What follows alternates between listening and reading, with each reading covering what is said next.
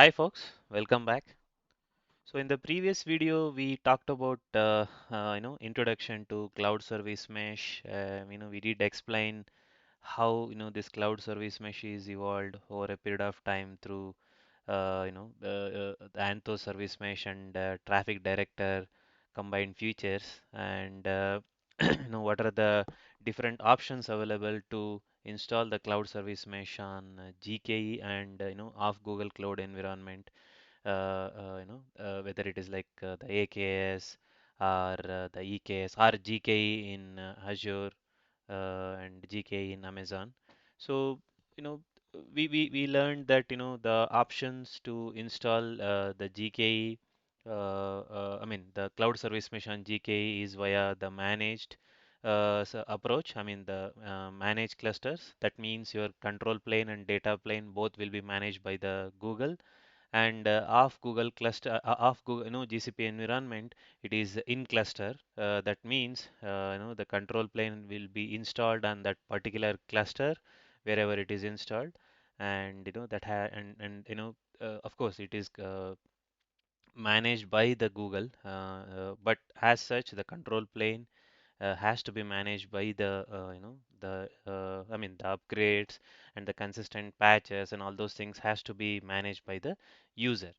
So, with that context, now to start with, let's try to set up the cloud service mesh on GKE.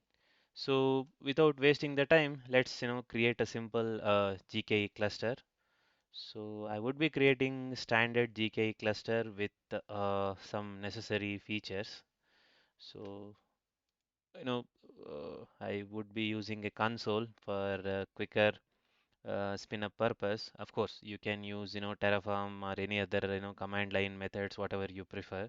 In all the previous demos, I used Terraform. Now to save the time, I quickly set up it from the console because our aim is to here to demonstrate the cloud service mesh, not the GKE setup and all.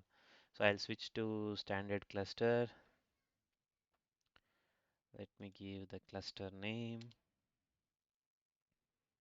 I would be creating a regional cluster and I would be creating just in two locations.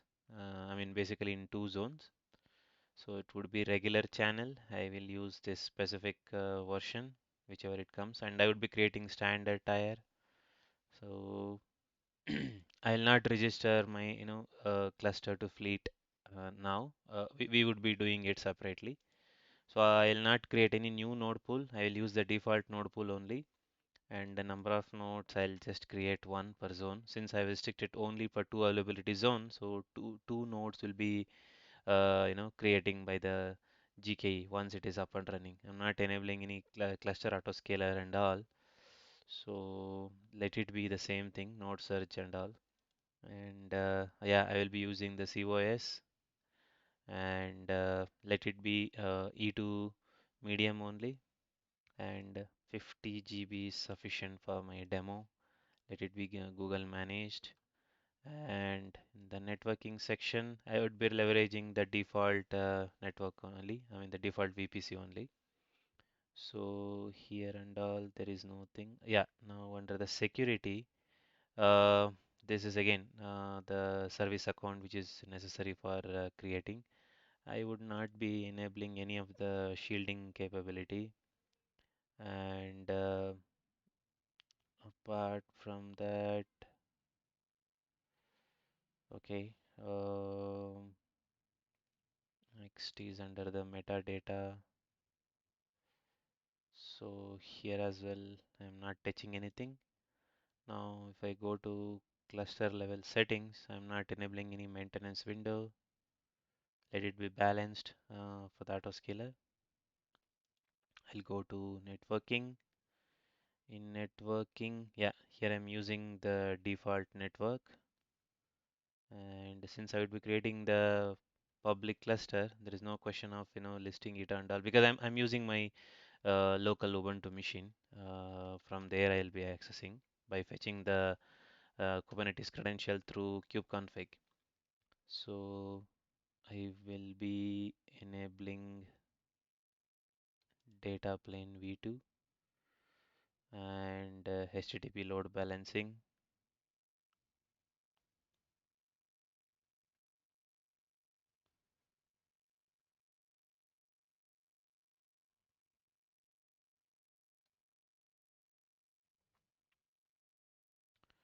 That's all in this section. Let me quickly check. Is there anything I have missed?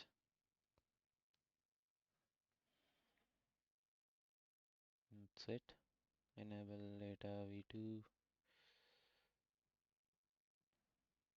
Okay.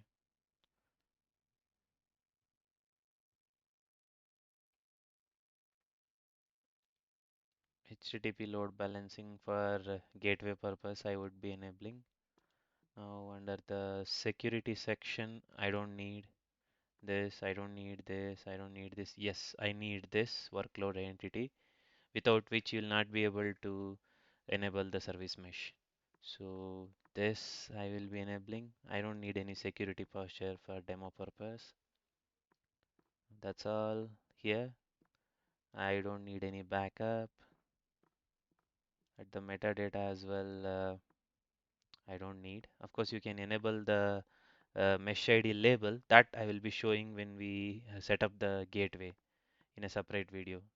So apart from that, features, I don't need cloud monitoring. It's unnecessary cost for demo purpose. So let it be the CSI driver. That's just a disk driver.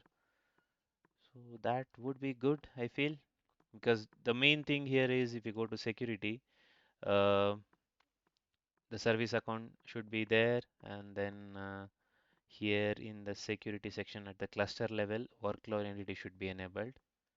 I think that should be. So yeah, let's go and create this cluster.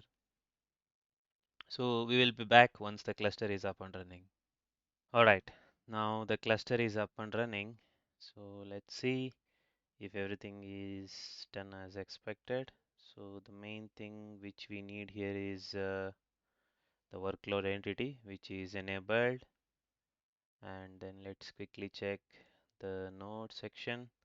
Yep, so we have two nodes which are spread across two different zones.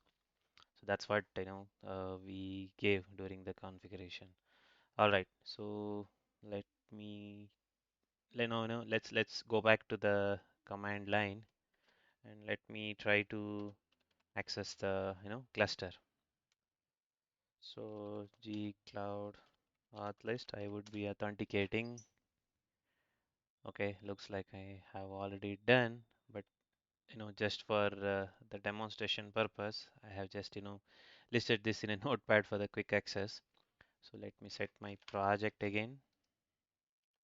This is my project. Okay, so now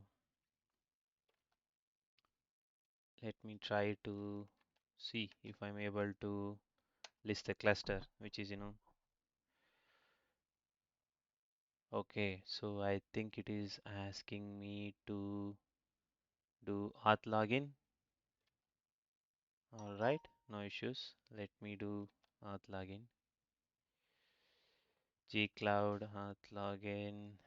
Yeah, I mean, if you go to again, let's go to the uh, service mesh homepage. I think there itself we will see. So okay, for quicker thing, type the cloud service mesh in Google. So you would be redirecting to the documentation. So open the documentation, and if you go here, so enable and provision service mesh, go to the GKE section. So here itself, you can see cloud service mesh is Google's managed service mesh. So in this section, see here, cloud service mesh, you would be installing a managed cloud service mesh. So let's come down. There are two ways where we you can implement this cloud service mesh. One is at the fleet level, one is at the cluster per cluster level. Anyway, I'll explain. Don't worry about this. So regardless of that, before you begin, these are the the basics necessary steps which you have to sort it out. So let's start with gcloud auth login to the project. So this is my project. Okay, let me go to the browser.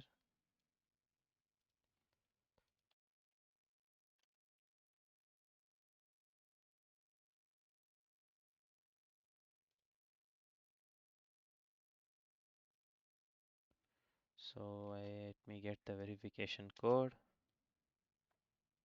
All right, so now if you see, this should be working. So yeah, there you go. It is listing my cluster details. So I'll try to, fetch the credentials of the cluster using this command, which is, gcloud container cluster get credentials and the cluster name followed by the region where you have created that cluster. So now it's fetching the credentials. So now if I give kubectl config current context, you would be seeing the cluster context name. So let me try to list the node.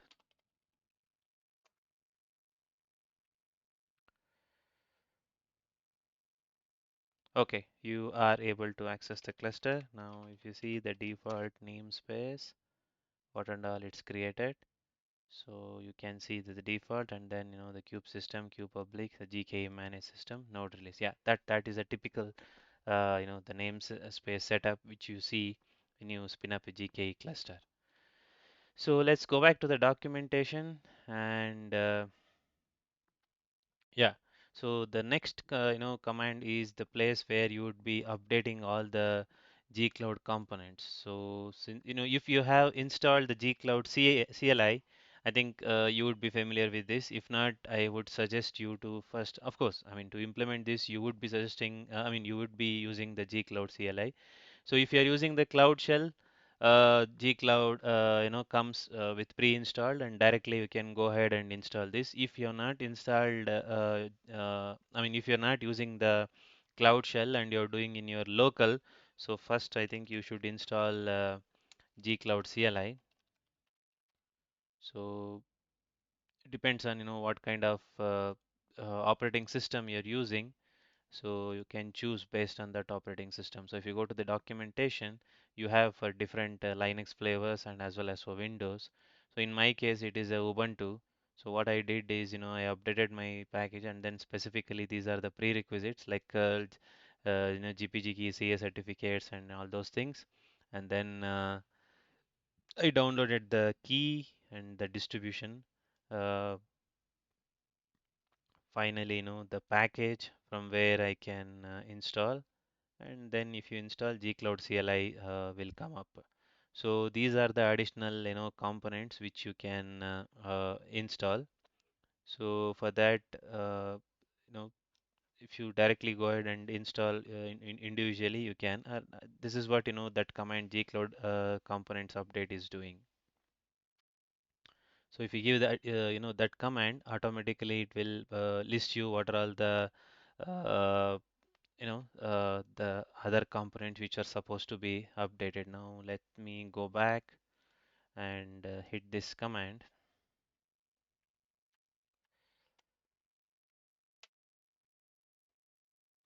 Okay, it's showing these are all the commands which is already installed, but since I have already installed in my machine, so what it is saying is it is eligible for upgrade. So let me copy this and let me go to sudo and try to run this.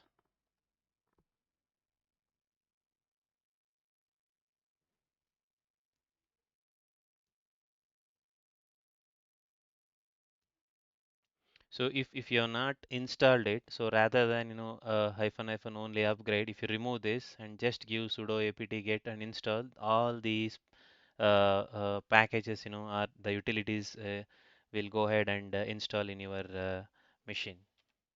It's as simple as that. All right, it's installed. Now let me come out of my root and let me go back to the documentation. So here's the thing. So I was mentioning that there are two options to install the cloud service mesh, I mean the managed cloud service mesh in GKE. So if you read this documentation, So, if you come down a little bit, yeah, configure manage cloud service mesh. You can, I mean, you have two choice, okay? One is you can configure at your fleet level. Another one is, you can configure per cluster. So to configure it at the fleet, that means, I mean, once you enable this service mesh at the fleet, so whichever the new clusters which are joining as a part of that fleet will automatically get this, managed cloud service mesh installed within the cluster. That means you need not to, go back and install that cloud services, again. Of course, it comes with its own, limitations. Like with if you enable this managed cloud service mesh at the fleet level, you will not be able to use any other your own CA certificates and all. You are expected to use only the mesh CA which is supported by the GKE. That's the the limitation. If you want to use your own certificate authority and all that stuffs, you need to go back to other method which is configuring the service mesh per cluster, so which is this. So let's quickly give a walkthrough about how we can enable this cloud service mesh at the fleet level. In my example, I will be demonstrating configuring it per cluster, because that would be ideal, for me to explain, because the process is simpler.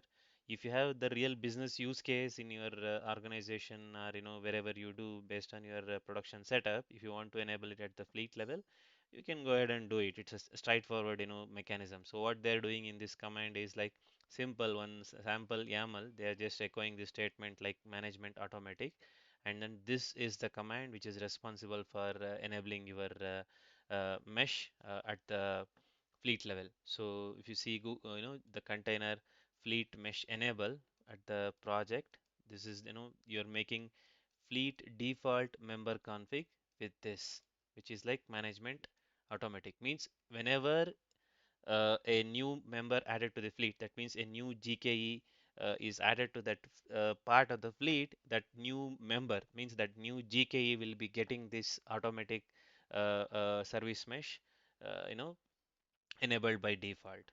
So that's what this setting is all about.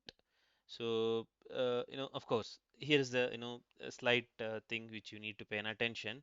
Usually, in a typical production scenario, just to isolate and to have a tight security and network level and all, people often refer to a shared VPC concept, where at one particular project, which is like the host project, you would be creating your virtual I mean the private cloud and all, and then you will be uh, enabling the shared VPC. That would be your host project, and all other projects which are consuming that host project are called as service projects. So there they will be leveraging the subnets of that VPC which is created at that host project. So that using that subnet, people will be creating the GKEs in their own projects, which is the service project we call as. So during that kind of scenario, so you need to have this additional IAM setting, where you need to give permission, for your service account to do that. This is again a straightforward step. This is one extra step which you need to follow if you're using a shared VPC. In our case, we are not, which is like the default VPC, which is like the VPC which is specific to this cluster itself. So we don't need this. So that's it. So all you need to do, for any new cluster is update that cluster with this fleet name and the location name. That's it. Then your new cluster will be part of that automatically. So that's about simple thing. If you want to enable the Messi API, so this is the command. So when you enable it, it would be registering couple of stuffs as well. So I think we have skipped one step here. We'll come back and do it, which is like enabling the mesh API, which is subsequently enable these many APIs at your GCP console level. So we will do that. So let's come down here. That's about configuring the cloud service mesh at the fleet level. So in our case, we will be doing the second option, which is configuring it per cluster. So which is like simple. Your all you need to do is your cluster first. You need to register it to a fleet, using this. For that, as I told you, the necessary thing is your cluster should have workload identity enabled. So that is the reason why I was stressing about that workload identity part. So once you register the cluster to fleet, then again, in this case as well, if your cluster is part of the shared VPC, you need this additional IAM. Since it is not part of the additional, I mean, the shared VPC, I would be skipping, these two things. So the next command is you need to enable, the mesh API at your project level, which we already done during the prerequisite. So this is the command which is making your cluster, enabled with the service mesh, which is like completely managed.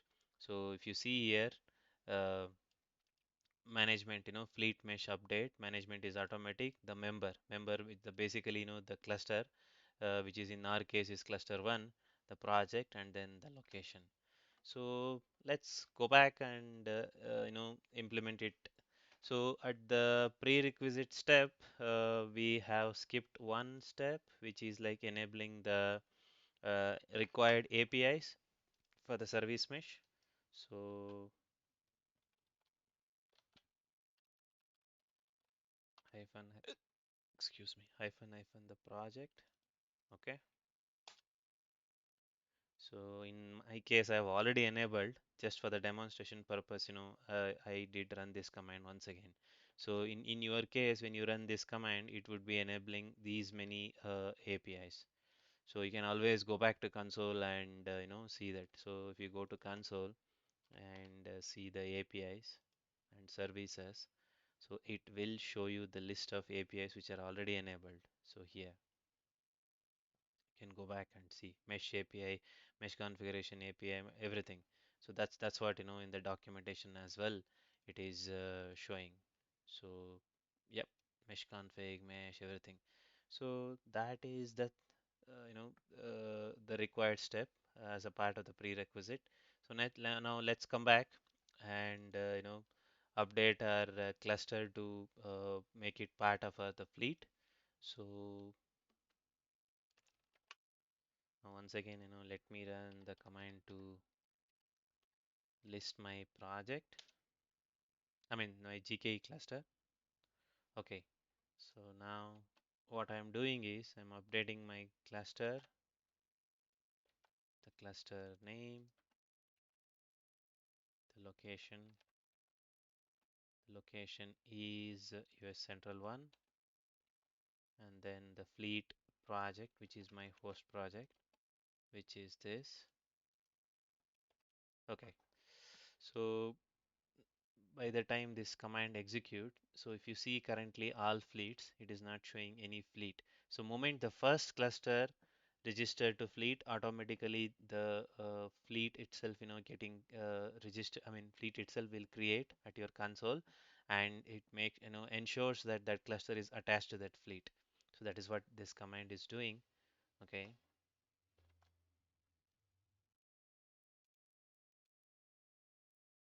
there you go.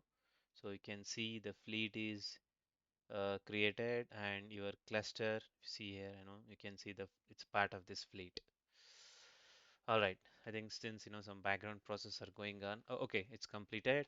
So that is good. Now let's go back to the documentation. Let's if you list now the fleet membership list, you will see that this cluster is part of this fleet. There you go. Okay, so now let's come back and the services enable the mesh Google Play API. I think we have already done that. Yeah.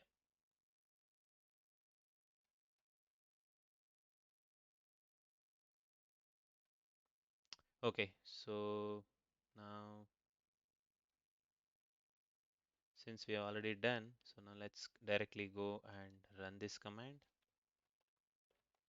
Now fleet mesh update management is automatic.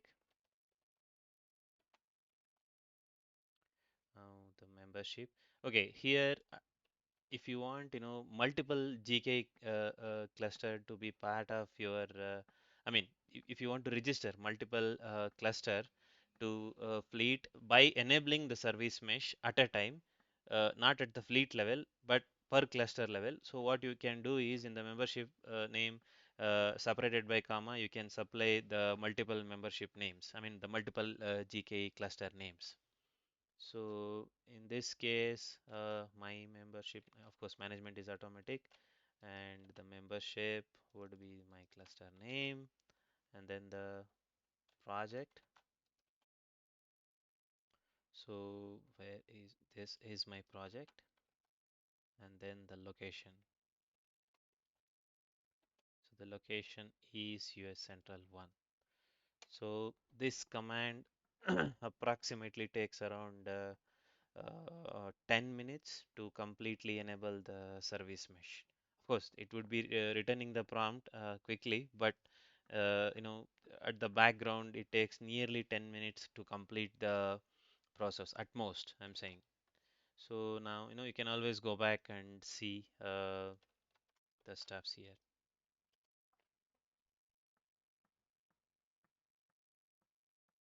So if you see currently, it is in, revision provisioning state. You can keep checking.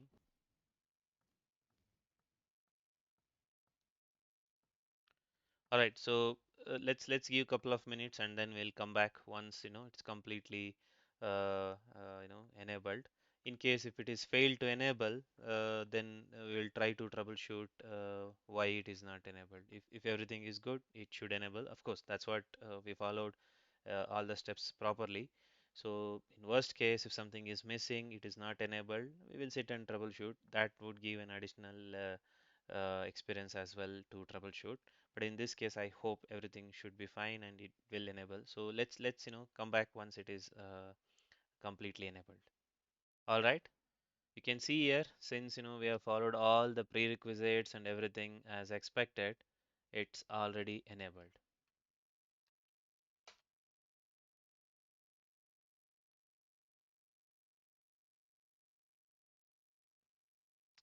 There you go. So if you see here, the management is automatic. So a typical service mesh, consisting of its control plane and data plane. The control plane, you can see it's active, it's ready, and it's completely managed by the Google. Similarly, your data plane, which is service is running, which is again completely active, it's managed by the Google. So if you have watched my previous video about cloud service mesh, introduction and the architecture, so I was explaining about the managed cloud service mesh and in cluster service mesh in GKE. It always Google recommends us, and by default it is managed cloud service mesh. And in case of managed cloud service mesh, the implementation would be traffic director method, and in case of in cluster cloud service mesh enablement, which is of Google Cloud environment, so the implementation would be Istio-D. So you can see here the implementation is traffic director here. So that's a typical service mesh implementation steps. So in the next video, what we will do is we will try to install the or enable the gateway APIs, the Istio gateway APIs, and then we'll try to deploy a sample microservice. We'll try creating a sample virtual service and the gateway, expose it via gateway, and then we'll try to hit that load balancer. I mean the gateway IP, and then we will try to see that. Microservice is exposed or not. So, thanks for watching this video, and please support me. Please subscribe my channel. So we'll be meeting in the next video where we will discuss about enabling the gateway in the cloud service mesh. Thank you, folks.